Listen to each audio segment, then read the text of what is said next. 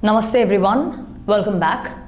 In the last video that we presented, we talked about lumbar stability. How the lumbar is the region of the body which is really not supported by an elaborate skeletal system the way the thorax or the pelvis is, where the sacrum has the entire pelvic girdle supporting it and where the thoracic vertebrae have the entire rib cage supporting it. That is not the case with the lumbar.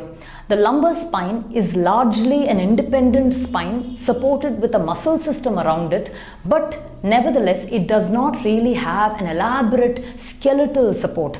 Hence, it is very important to stabilize the lumbar, and therefore core stability, which otherwise also refers to lumbar stability, becomes very important. For this, we talked about how the pelvis as a unit needs to be tractioned away from the rib cage to maintain the length of the lower lumbar, specifically L3, L4, L5, and how the rib cage ascending away or lengthening away from the pelvis keeps the upper lumbar long. Therefore, while stabilizing the lumbar spine, we have to ensure that the rib cage traveling in the direction of the hands or the upper body and the pelvis traveling down in the direction of the legs, the lower body, maintains that lumbar space, that lumbar length.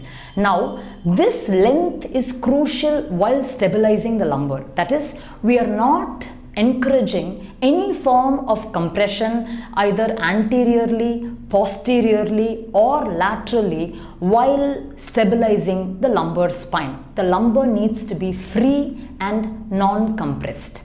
That being said, I wanted to kind of throw light on one other topic that we'll be visiting today. Very often, I think the word pelvis and hip are used interchangeably, but the pelvis is not the hip.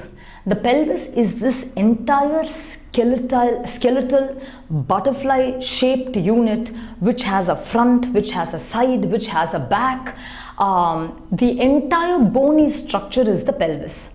Nevertheless, the hip is actually the joint where the femur articulates with the acetabulum. It is really just the joint where the femur, it is an acetabulo-femoral joint where the acetabulum or the socket holds or interacts with the femur. That is the hip.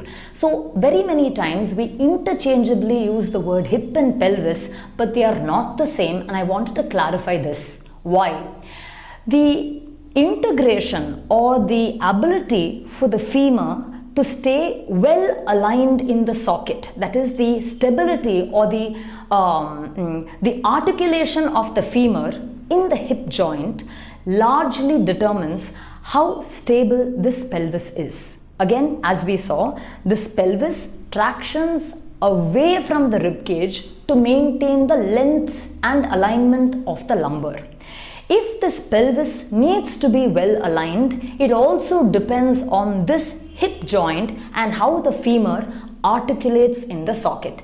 And that is something I wanted to visit today. Let me show you an example. Firstly, for the reference about how the lumbar needs to be stabilized, you can look at the previous video, but I'll just give you a short, brief, connection now so that you can kind of catch with where we left. We're going to be lying down, and I'm doing this relatively quickly, and while lying down, I'm making sure that my hand with the thumb upward. When I'm lying down, it's the thumb that comes up. But when I stand up, it will change. We'll visit that later. When I'm lying down, the thumb facing upward, I really search for my frontal pelvic bones, that is the anterior iliac spine. I search for it and make sure my thumb is feeling it. While that happens, I press my feet with the knee centered. Knee is making sure that the ankle is stable and that the ankle is not falling out or inwards. So pressing the feet, I'm then raising my hip up and taking my fingers and searching for the absolute top rim of the pelvis. So the iliac crest. And then my palm encases the entire sides of the pelvis. So from the front, from the back and from the side, I have a good grip.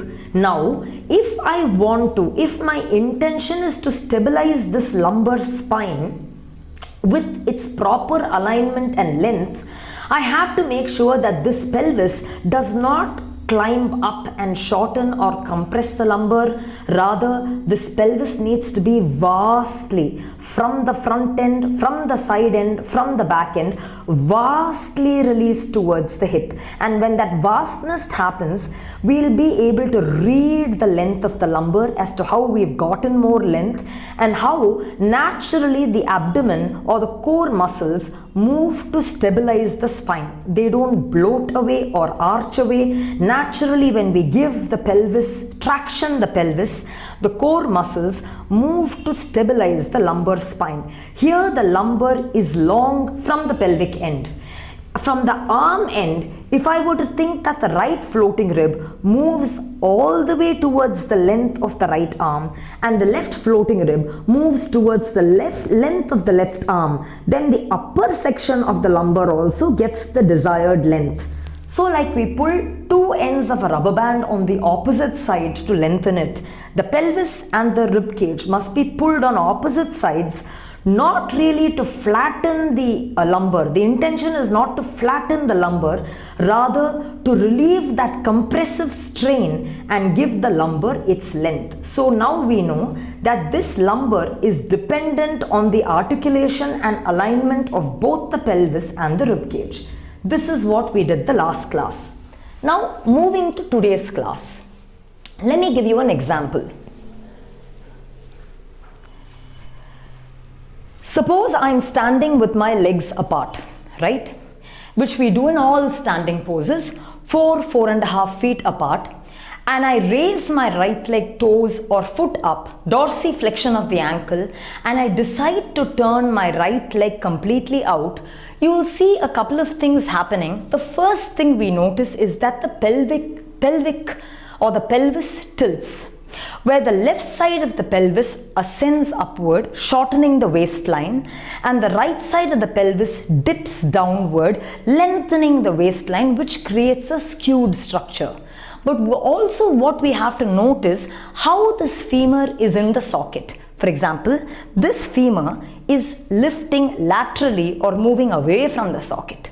If I were to pull the femur, that is draw the femur in towards the socket, naturally that pelvic tilt, which created that skewedness in the lumbar region where one waistline was short and one waistline was long, that immediately gets released. So the alignment of the pelvis is very much dependent on how this femur articulates in the socket.